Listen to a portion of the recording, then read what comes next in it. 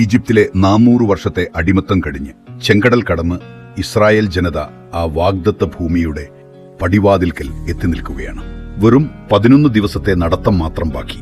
ആ സ്ഥലത്തിന്റെ പേര് കാദേശ് ബർണേ. ദൈവം പറഞ്ഞു, മുന്നോട്ടു പോകുക, ആ ദേശം പിടിച്ചെടുക്കുക. പക്ഷെ ജനങ്ങൾ ഭയപ്പെട്ടു.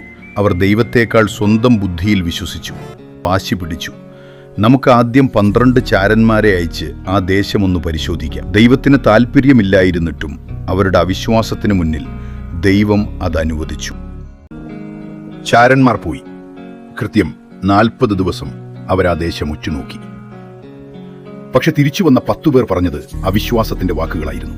നമുക്കവിടെ ജയിക്കാൻ കഴിയില്ല, നമ്മൾ മരിച്ചു പോകും. ആ ഒരു നിമിഷം ആ ജനത ദൈവത്തെ തള്ളിപ്പറഞ്ഞു. അവിടെയാണ് ആകാശത്തിന്റെ കണക്ക് പുസ്തകം തുറന്നത്. സംഖ്യാപുസ്തകം 14 അധ്യായം 34 വാക്യം. ദൈവം വിധി എഴുതി, നിങ്ങൾ ആ ദേശം ഒറ്റുനോക്കിയ ആ 40 ദിവസത്തിലെ ഓരോ ദിവസത്തിനും പകരം ഓരോ വർഷം വീതം നിങ്ങൾ 40 വർഷം മരുഭൂമിയിൽ അലയണം. അതെ, ലക്ഷ്യത്തിന്റെ വാതിൽക്കൽ എത്തിയിട്ടും ആ ഡിവൈൻ മാക്സ് അവരെ 40 വർഷം പിന്നോട്ട് വലിച്ചു. ആ കണക്ക് തീരാതെ ആ പഴയ തലമുറയിലെ ഒരാൾ പോലും കാനാനിൽ കാലുകുത്തിയില്ല. ദൈവത്തിന്റെ വാഗ്ദത്തത്തെ സംശയിച്ചാൽ നമ്മുടെ ലക്ഷ്യങ്ങളും ഇങ്ങനെ വൈകിയേക്കാം. ചിന്തിക്കുക.